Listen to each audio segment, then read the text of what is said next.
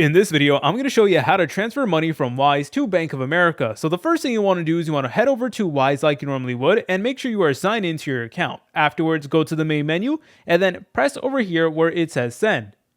Then wait for it to load in and it is going to say who are you sending to. Then you want to press on the button that says add right there.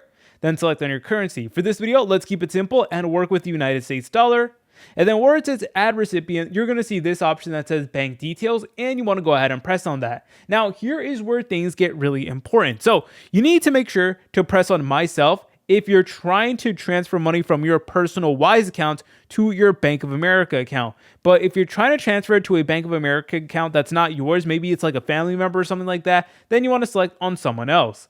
But let's say for this video, you wanted to send it to your personal account. You want to select on myself. And what's also really important is you need to make sure that your name on your Wise account matches up with the name of your personal bank if you select on this option that says myself. So if you're trying to give money to yourself, you will need to make sure that the name matches up on both your Wise account and your Bank of America account. Once again, you are able to send it to someone else's Bank of America account over here by selecting on someone else. But for this video, let's go ahead and just send it to ourselves.